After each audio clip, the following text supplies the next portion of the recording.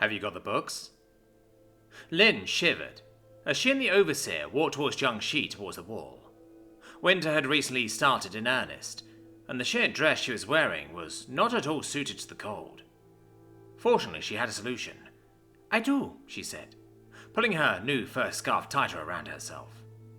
It was a gift, from the tannery, entirely unprompted, of course. The suggestion that she would put in a good word for the family who gave it to her was entirely coincidental. It was good to have the ear of the overseer. That fact alone was likely the only reason she had managed to source the current contents of the last sack she now held. And even then, it had not been easy. Books were a coveted resource outside the cities. The imperial printing presses could churn out thousands in a year, but that did not make them easy to acquire. Especially this kind of literature, she thought, and especially for us mere mortals. The contents of the sack she now held had been gathered by the women of Jiangxi, discreetly over generations, mostly from passing traders. So those books were, in a very real way, irreplaceable.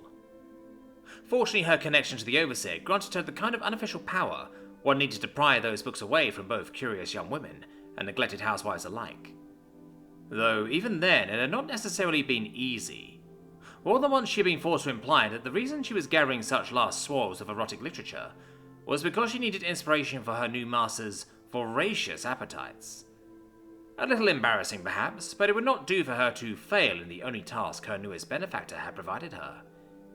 It was the least she could do for him, given all he had entirely unintentionally done for her.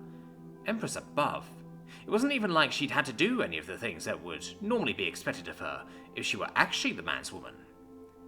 Though I would not be adverse, she couldn't help but think, a hint of pink coming to her features as she glanced up at his powerful form. Good, keep them in the sack. If the man even noticed the way she swayed by his side, or the niceness of her new dress, his featureless helm gave no indication. She sighed, following after him as they strode towards the militia's newly created barracks. Though given that all of the men of the militia lived in the much nicer apartment building nearby, she struggled to see the purpose of the massive brick building beyond its current function, as a refuge for men hoping to escape a less than ideal home life. If you don't mind me asking, why is that you have me collecting romance novels from every housewife in Jiangxi? He snorted. Believe me, if I had another option, I'd take it. Though the only books this town seems to have are pornographic in nature is hardly my fault. Lin flushed a little at his words.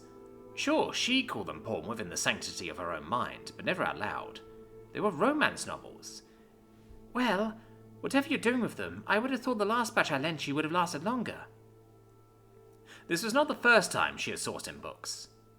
They had been what he had requested on their second meeting. At the time, she'd been relieved that was all that he wanted, even if she'd been perplexed by the request. Nowadays, she was feeling mildly offended that he was apparently sourcing porn, rather than taking advantage of the opportunities he presented. Or should she have been happy for his restraint? She didn't know, which was a recurring for her when it came to her dealings with this man who claimed to be from another world. So it's clear to me you're not reading them, Lin said, jogging a little to keep up with his long strides. Which begs the question, what are you doing with them? The written word of the Empire is not phonetic, the man responded. It's character-based. Lin cocked her head. She had no idea what that word meant. Phonetic. Ignorant of her ignorance, the man continued. A few weeks back, I used those books you lent me to churn out a few training and technical manuals for my soldiers. And done. I took some of the books in my database, passed them through a translator and printed them off. At the time, I didn't think anything of it. He frowned. Recently, I took the opportunity to glance through those books. As it turns out, the damn things are near illegible. I mean, the AI behind the auto-translator program is usually pretty decent, but it gets better with more examples to pull from, refines the writing process.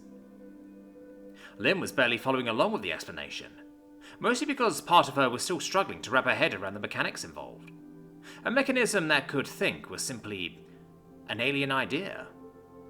Still, she liked to think she picked up on the key details. So, once you've processed these books, you plan to give your people an updated version of those manuals?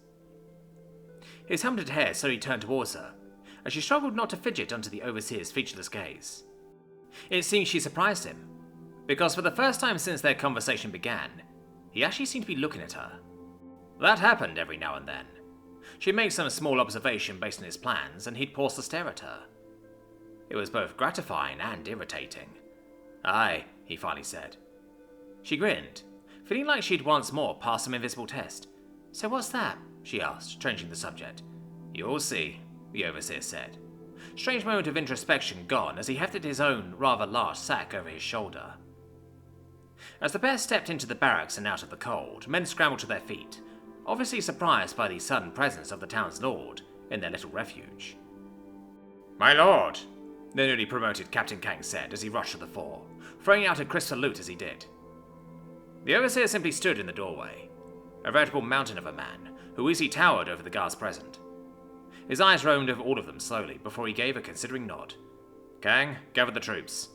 It's time." It felt like almost the entirety of Jiangxi's militia were lined up outside the walls. They weren't. More than a few were still on the walls on watch duty or in town keeping the peace. Still, a little under 400 men stood out in the cold was a significant number. The instructors were on the warpath. The former guards and their recently promoted seconds were pacing up and down the line, searching for any mistakes that might make them look anything less than perfect in the eyes of the overseer. It was clear to everyone present that they wanted to prove their master's investments in the militia were worth it. Soulé had surprised himself by finding that he wanted it too. Rural farm boy he might have been, but even he was not ignorant to the cost of the armor he now wore, nor to the fact that with the wall and the tactics they were now practicing, the militia could theoretically have gotten by without it. Ideally, the animals they were up against would never get close enough to swipe at them. Of course, as Soulé had learned, ideal conditions were the exception in combat, not the rule. Mistakes happened. Surprises happened. And without the armor they now wore, men would have died every time a mistake occurred. Like that time a wolf got a little too close to the formation's flanks, or that time a massive goat managed to bull its way past the spear line, or that time 2 bears managed to climb the walls in the dead of night, with none of the sentries any the wiser. That had been a terrifying experience, and one that Soulé knew he wouldn't have survived if it weren't for the armor he now wore. One of the beasts had raked him right across the breastplate when the recently awakened members of the militia had finally managed to find and surround the corrupted animals. He would have, should have, died right there and then. His intestines spilled across the new cobblestone streets. Most cultivators would have had no problem with that, if they thought about it at all. One less guard would have been of no consequence. Peasants like him were plentiful after all. The overseer wasn't like that though. He cared. One needed only look at their new home to see that. Soulé's little brother no longer complained of the cold. His ma no longer needed to make a back-breaking trip to the well for water each day. More to the point, so they both ate well, despite the recent rationing that had been implemented. The young man scowled at that. Rationing, he thought bitterly. Everyone knew that a food problem would be looming soon. The occasional influx of meat from wild animal attacks were useful, but those attacks were also the reason why so many of the town's crops had been left unharvested and now withered in the fields as winter ravaged them. That normally wouldn't have been too great an issue. Jiangxi had faced disaster before. Floods, diseases, and droughts. They kept hefty stores of dried rice and salted meat for just those occasions. Enough to keep the town alive, if not well fed, for a rough year. Normally, Soulé thought. Those plans did not account for the arrival of nearly 1,000 extra mouths to feed, with more arriving every day. He knew many of his fellow locals were unhappy about that, though none of them dared to say so within earshot of Anne or the militia. Some had seemed surprised by the latter support of the new arrivals. They shouldn't have been.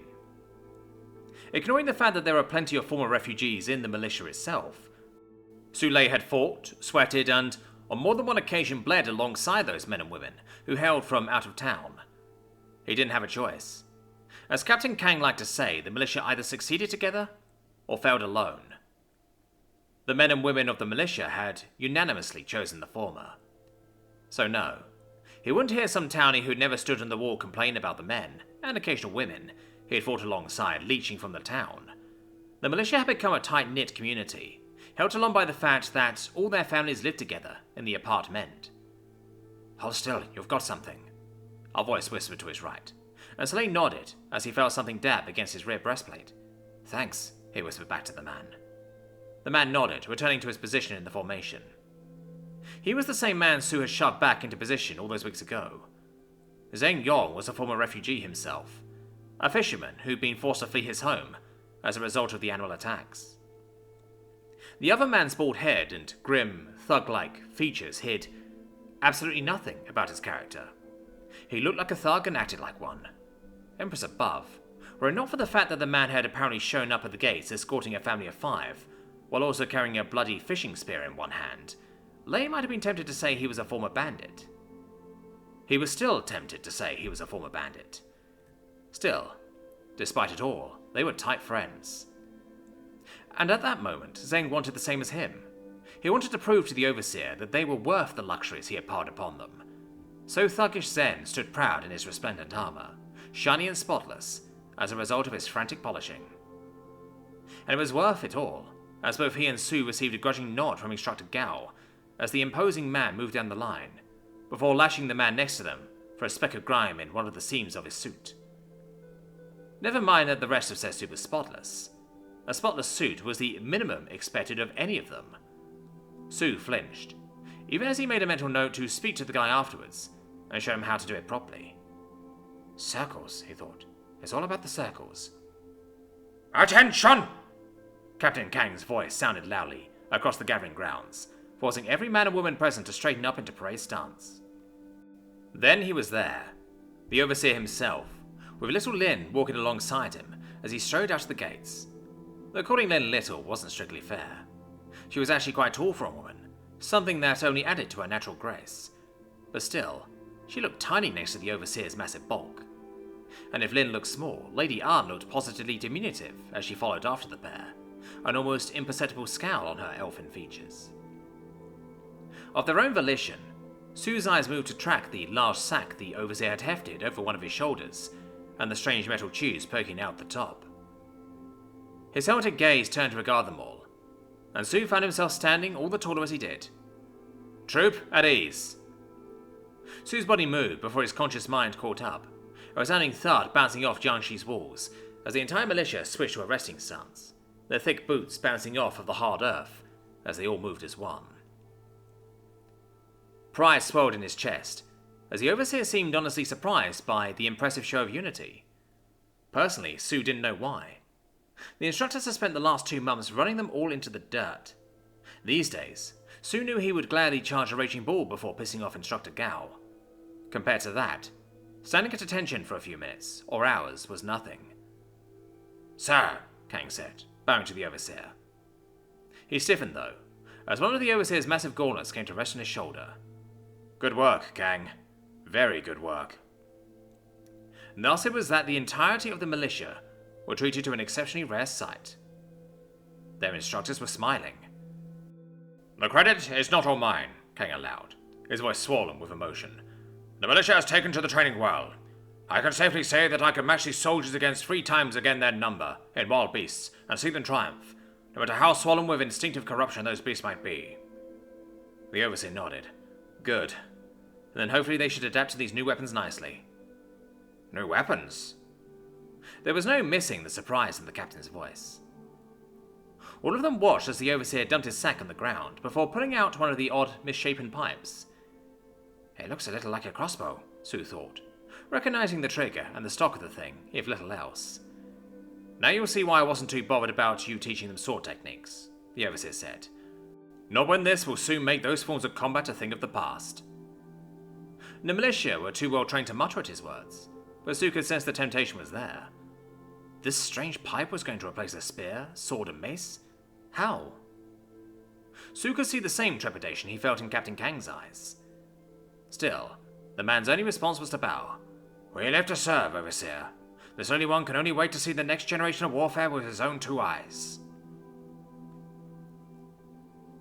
A cow had been brought out. Old Yang was exactly as her namesake suggested. Old. It was only recently, though, that she had stopped producing milk. Under normal circumstances, that would have meant she would swiftly have found herself on the dinner tables of the people of Jiangxi. She still would, but prior to that she had one last service to perform. a live demonstration of the effectiveness of the Overseer's new weapons. An armored cow? Gal thought incredulously, as he gazed upon the animal that was casually chewing grass as she stood roped to a stake in front of the gathered crowds of the militia. Decked out in enough metal plating to be the envy of even the horses of the Imperial Lance Corps, the aged cow made for a peculiar sight, all the more so for the fact that said animal was dressed that way for the purposes of a demonstration. Gal wasn't stupid. If the cow was dressed in armor like that, it meant that the weapon he currently held in his hands was up to the task of piercing that armor, though he could not begin to perceive how. Similarities to a crossbow aside, he had no idea what material the stock was made of. Some manner of incredibly light metal. Enough that despite the relative mass of the gun being towards the rear, the weight of the weapon was almost perfectly balanced across the entire structure. The Overseer had walked through the process. How to load the gun. First, one unlocked the latch at the top, which caused the weapon to split open upon a hinge. Then he produced a bullet, a bowl-like object about the size of his thumb, from the pouch they had been given. They slotted the bullet into the tube. Then they pulled the two parts of the weapon together once more, the latch clicking back into place of his own volition. Finally, they pulled back the cocking mechanism. At that point, the weapon was supposedly ready to fire. Gao didn't necessarily know that, even if he had faith in the Overseer's instructions, because for the last 5 minutes he and Kang had only been permitted to go through the motions. Only on this final attempt had they been allowed to load an actual bullet into the chamber. Fortunately for them, their unwitting target for the demonstration was content to stand and chew grass, while they learned how to go about the process of ending her existence. If only all our enemies were so polite, Gal lamented. Alright, now press the stock against your shoulder, nice and tight, while you line up the target, the Overseer instructed. See those two raised bits in front of you? They should line up with the one at the end of the barrel. Gal saw what the cultivator meant and did as he asked. Even if privately, he still had no clue how this weapon was supposed to function. It had no string he could see, so how was it supposed to propel the bolt? Perhaps some manner of key technique, he wondered. Though if that were the case, didn't that mean he and Kang were holding some manner of mystical artifact? That couldn't be. For as their master was with armor and spears, even he could not have produced enough mystical artifacts to outfit an entire army. Now, slowly squeeze the trigger. Gao did so. I was nearly knocked off his feet as something kicked him in the shoulder. He heard the shouts of surprise in response, somewhat distinctly, as he tried to overcome the ringing in his ears as a result of the loud explosion that had gone off near him. Glancing over, he could see that Captain Kang looked equally as surprised, holding his gun at a distance, much as one might hold the tail of a snake. Gao resisted the urge to imitate the man as he regarded the weapon in his hands. Yes, the bang had been loud and unexpected. Yes, the shove against his shoulder was a little painful, but it wasn't that bad. More surprising than anything else. He was drawn out of his thoughts by a low, mournful moo. Glancing over, he could see that old Yang was no longer chewing grass, nor had she run away at the noise. She had made an attempt, certainly, pulling the stake that held her in place out of the ground as she sought to flee. She hadn't made it far, though. Barely a step before she clearly collapsed. It wasn't hard to see why. Even from a distance, Gal could see the hole that had punched clean through the reinforced plate she wore, which was only beginning to see a small dribble of blood as she forth. The gathered militia stared in muted shock. An, if you would. The only man who seemingly wasn't surprised by just what had happened spoke. The female cultivator turned to stare at her master, before hesitantly striding over to the downed animal. With a single stab of her glaive, old Yang's suffering was ended, and silence once more returned to the clearing. Well, it looks like one of you missed. I imagine whoever it was got taken off guard by the recoil, but the other struck clean, the Overseer said casually, striding over to the downed animal. Fortunate for me, I guess. Be a bit embarrassing if you both miss after I had my new toy up. Gao resisted the urge to spit blood. The weapon he held in his hands, at least he hoped it was his weapon that hit, had just cleanly slaughtered an animal wrapped in night impervious forged steel, and he called it a toy. My lord, Kang stuttered. Such a weapon. Handy, right? The Overseer said, standing up from inspecting the wound. Obviously, we'll need to work on your accuracy a bit, but with a little time and practice, I think we'll be safe enough from animal attacks for the foreseeable future, especially once every man and woman in the militia has one of these in their hands. Gal could barely conceive of the idea. 400 men and women? Armed with a weapon like this? It boggled the mind. Jiangshi wouldn't just be safe from corrupted animals. The militia would be able to kill spirit beasts. The guard went still as another thought occurred to him. Or even challenge cultivators. The thought was almost heretical, yet he found his grip on the gon in his hand only growing tighter. Ignorant of his underling's musings, the overseer gestured towards the sack he was carrying. "Alright, lads, I've got a bunch more with me here, so get over here and grab one for yourself." Arn watched with mixed feelings as the militia practiced with their new gons. It was clear these loud, cumbersome weapons would be deadly against beasts. More than that, if her master could truly create them en masse, they could change the war in the north for the better. Even just a few distributed through an army might change the tide of a battle. And my master intends to arm every guard under his command with one. She shuddered to imagine what such a force might be capable of. Primarily because they were clearly cultivator-killing weapons. Such tools weren't unknown. Ignoring the fact that most sects had a vested interest in learning how to kill their fellow cultivators, mortals could be as cunning as they were numerous. Bows and crossbows were the most typical example of anti-cultivator weaponry. 24 mortals wielding ranged weapons could pose a threat to a lower-tier cultivator, if they were caught off guard, because while it was simple enough to dodge or deflect arrows, at even the lowest tiers of cultivation, all it took was one mistake. Which was why the forest tribes and the mortal criminals of the Jade Fang liked to use them so extensively. Still, that is different, she thought. Those weapons were more often considered inconveniences rather than true threats. Sure, they could be dangerous in the right circumstances, but those circumstances required either an overwhelming number of bowmen, or the element of surprise to achieve a result. Often both. This weapon held no such weaknesses, or at least diminished them greatly. She had seen the bullet move, but she could not claim with any confidence that she could have deflected or dodged it once it was in motion. Prior to that, certainly, but not once the bullet left the barrel. That scared her.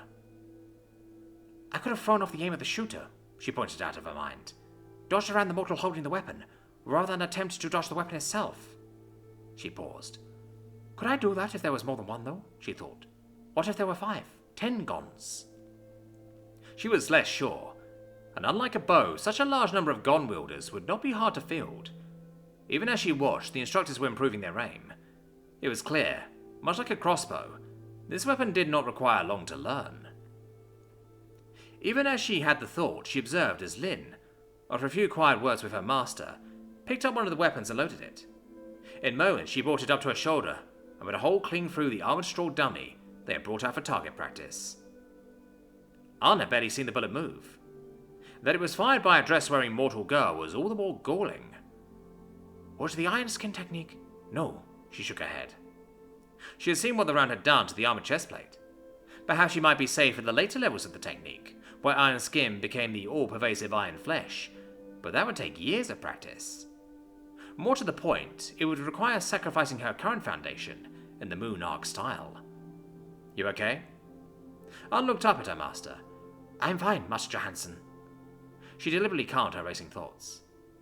What was she even thinking, to let such a small thing unbalance her? Why did you make them? The words were blurted out of her mouth before she could stop them. Master Johansson looked at her, cocking his head slightly. Kind of a silly question, isn't it? I would have thought that the halls of ravenous beasts that seemed determined to eat us would serve as a reasonable enough answer. Ann just stared. That wasn't the answer. If the issue were beast attacks, her master had already solved it.